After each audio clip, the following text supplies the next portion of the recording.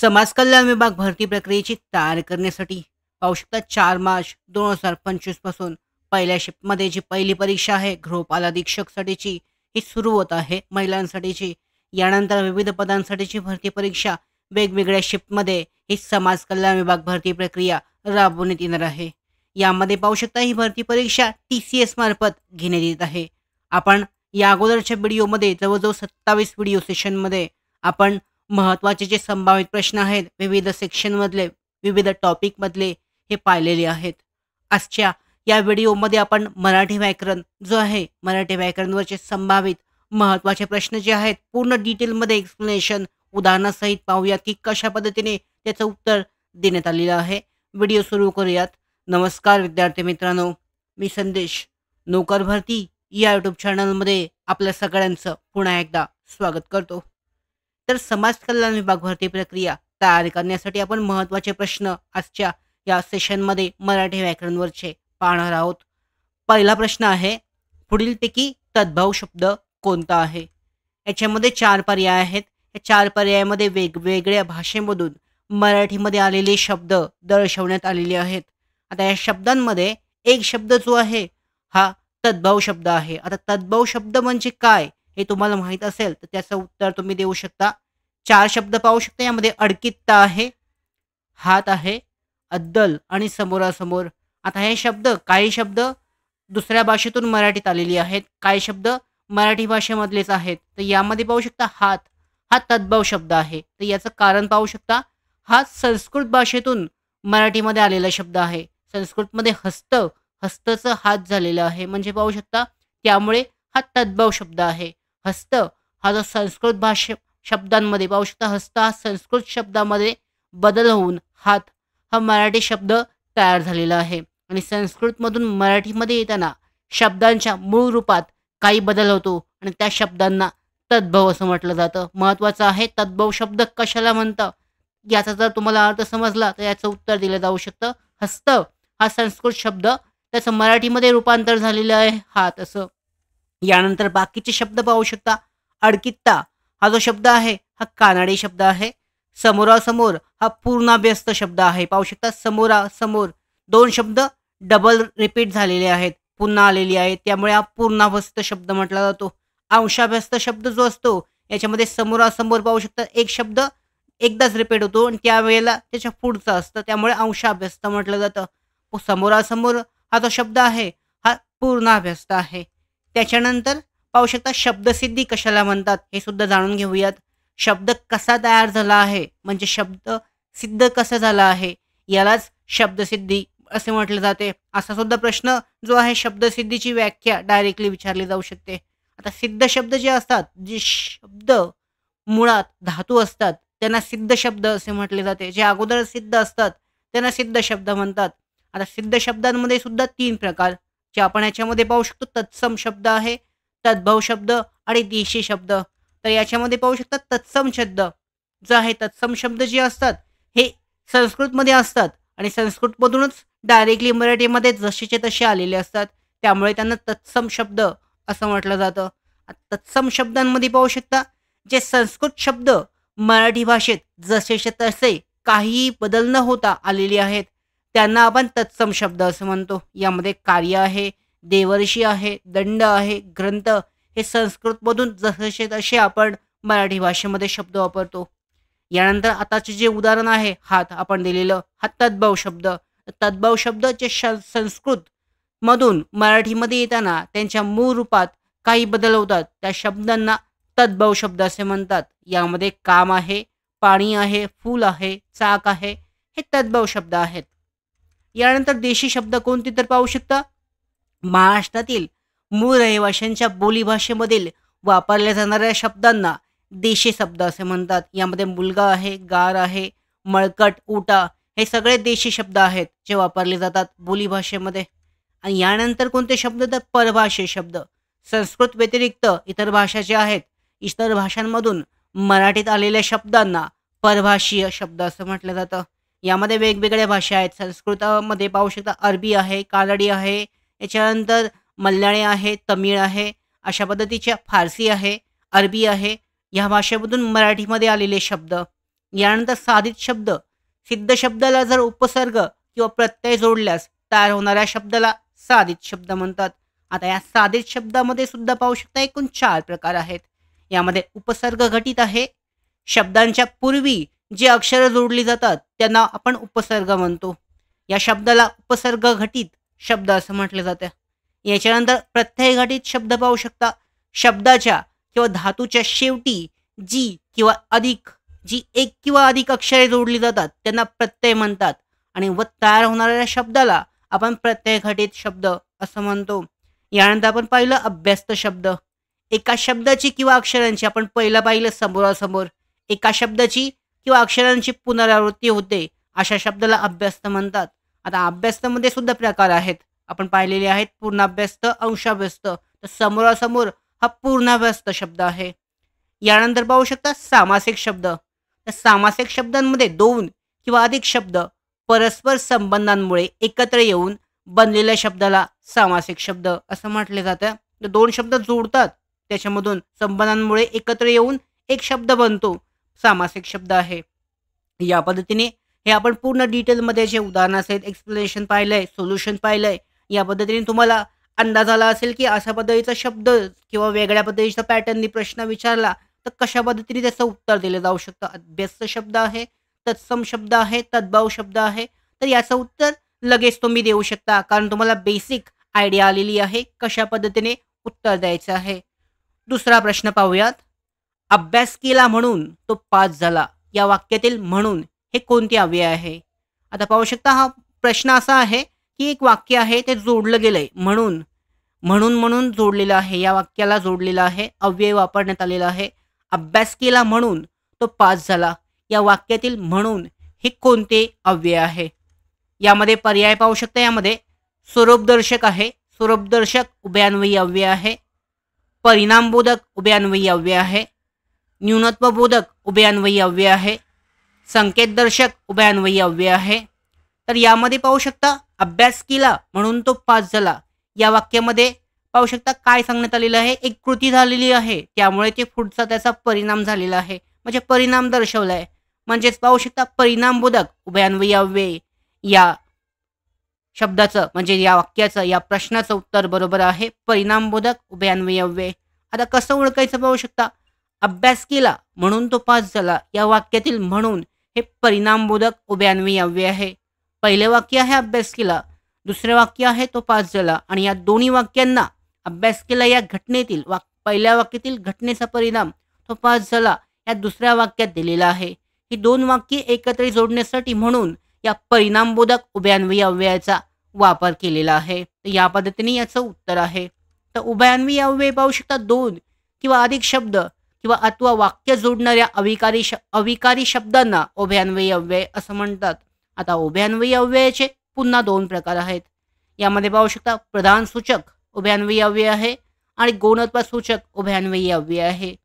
यामध्ये प्रधानत्व सूचक उभयान्वयी अव्यय अर्थाच्या दृष्टीने 2 स्वतंत्र वाक्य जोडणाऱ्या शब्दाला प्रधानत्व सूचक उभयान्वयी अव्यय म्हणतात. आता जोडली गेलेली वाक्ये संयुक्त वाक्य असतात. याचे 4 प्रकार पडतात. पुन्हा पाहू शकता प्रधानत्व सूचक उभयान्वयी अव्ययाची. यामध्ये समुच्चय बोधक आहे. या उभयान्वयी अव्ययाने पहिल्या विधानात आणखी भर टाकण्याचे काम केले जाते. म्हणजे पाहू शकता आणि, शिवाय, आणिक, अण असे वापरले जातात, शब्द वापरले जातात. यानंतर विकल्पबोधक मध्ये पाहू शकता या उभयान्वयी अव्ययाने पर्याय, निवड किंवा दिलेल्या गोष्टींपैकी एकीला पसंती दर्शवली जाते. म्हणजे पाहू शकता अथवा आहे, किंवा आहे, अगर, वा यामध्ये वापरलं जातं. तिसरं जे आहे न्यूनत्वबोधक. या पहिल्या वाक्यात काहीतरी कमीपणा किंवा उणीव दर्शवणारे दुसरे वाक्य या उभयान्वयी अव्ययाने जोडले जाते. म्हणजे पण आहे, परंतु आहे, परी आहे, बाकी, किंतु असे शब्द वापरले जातात. आणि आता आपण उदाहरण दिलं, उत्तर दिलं परिणामबोधक.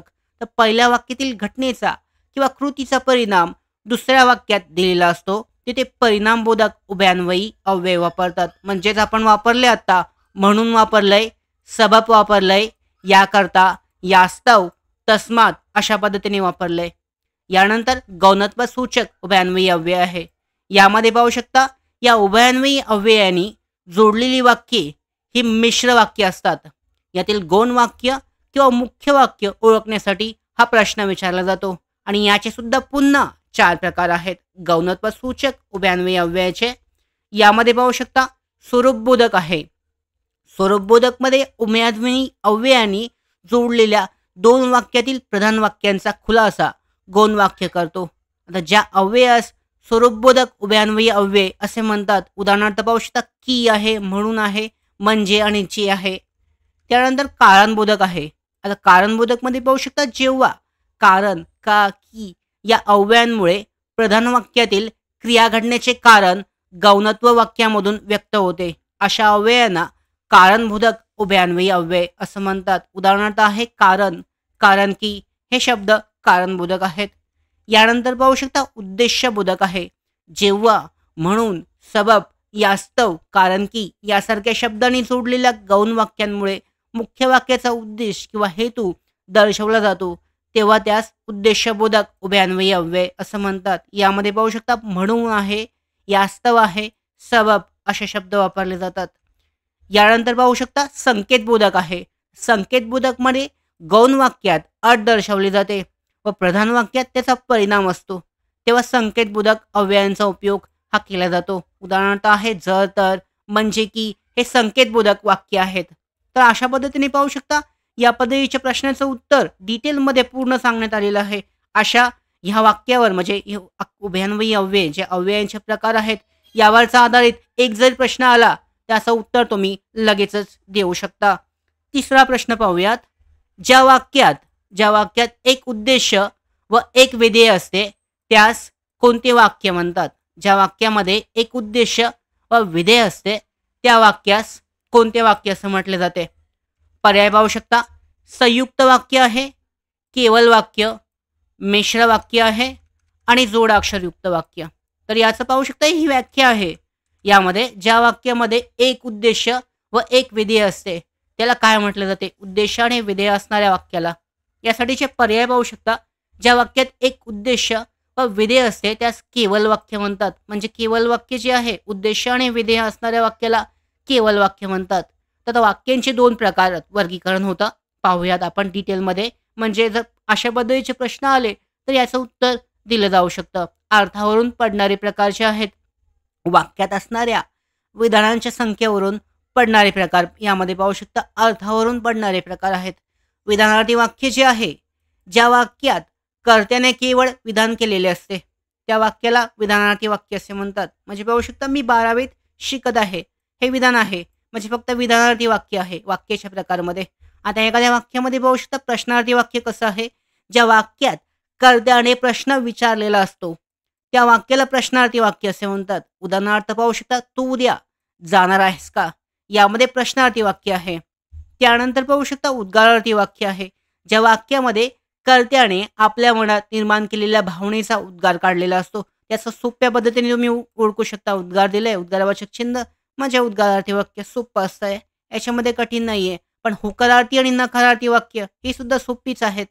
होकारार्थी वाक्य ज्या वाक्यामधून होकार दर्शवला जातो त्यास होकारार्थी वाक्य किंवा करणरूपी वाक्य म्हणतात. उदाहरणार्थ मी येत आहे. नकारार्थी वाक्य ज्या वाक्यामधून नकार दर्शवला जातो त्यास नकारार्थी वाक्य असे म्हटले जाते. उद्या उदाहरणार्थ पाहू शकता मी येणार नाही, नकारार्थ आहे. तर वाक्यात असणाऱ्या विधानांच्या संख्येवरून सुद्धा प्रकार पडतात. यामध्ये केवल वाक्य आहे. आता याचं उत्तर आपण दिलं आहे तिसऱ्या प्रश्नाचं.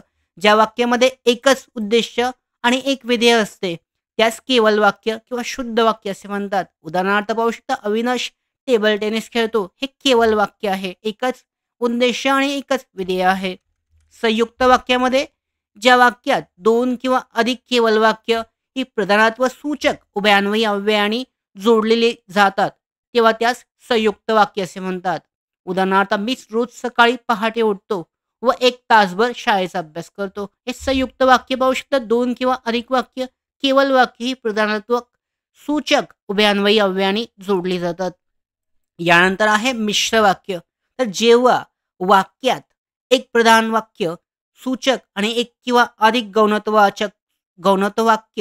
सूचक उभयान्वयी अव्ययाने जोडली जातात तेव्हा त्या वाक्यास मिश्र वाक्य असं म्हटले जाते. आता मिश्र वाक्य पाहू शकता जो तो वापरले. जो तळे राखील पाणीसातील जो वापरण्यात आलेला आहे तो म्हणजेच मिश्र वाक्य आहे. तर अशा पद्धतीने वाक्याचे जे प्रकार आहेत यावरचा प्रश्न सोडवला जाऊ शकतो. प्रश्न क्रमांक 4 पाहूयात. ज्या वाक्यात एकच प्रधान वाक्य आणि बाकीची वाक्य या प्रधान वाक्यावर अवलंबून असतात, त्याला काय म्हटलं जातं? यामध्ये सुद्धा वाक्याच्या प्रकारावरचा प्रश्न आहे.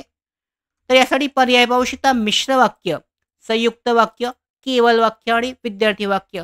तर आत्ताच आपण वाक्याचे प्रकार पाहिलेत. तर ज्या वाक्यात एकच प्रधान वाक्य आणि बाकीचे वाक्य हे प्रधान वाक्यावर अवलंबून असतात, त्यांना मिश्र वाक्य असं म्हटलं जातं.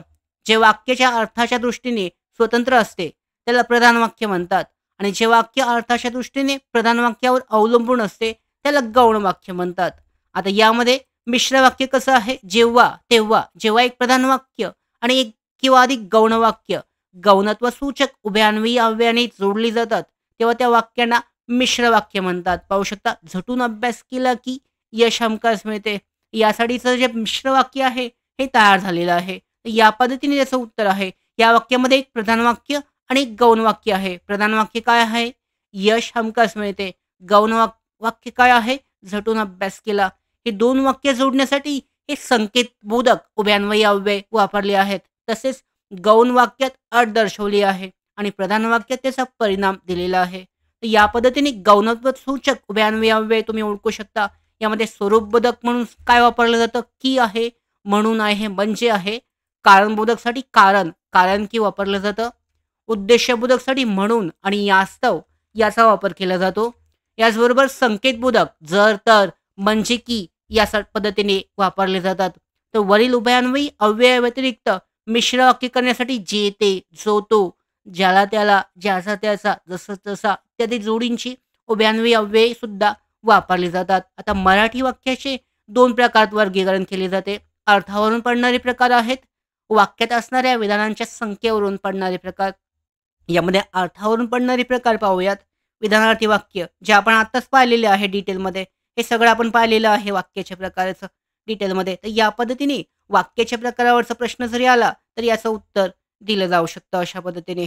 तर या पद्धतीने तयारी करण्यासाठी समाज कल्याण विभाग भरती परीक्षेचे आपण महत्त्वाचे प्रश्न जे आहेत, म्हणजे तत्सम शब्द, तद्भव शब्द कसे ओळखायचे, उद्देश, विधेय, वाक्य आणि वाक्याचे प्रकार, त्याचबरोबर अव्यय कसे ओळखायचे, हे आजच्या व्हिडिओ सेशनमध्ये आपण डिटेलमध्ये पाहिलं. जास्तीत जास्त प्रश्नांचा सराव करण्यासाठी नोकर भरतीचं मोबाईल ॲप्लिकेशन डाउनलोड करा.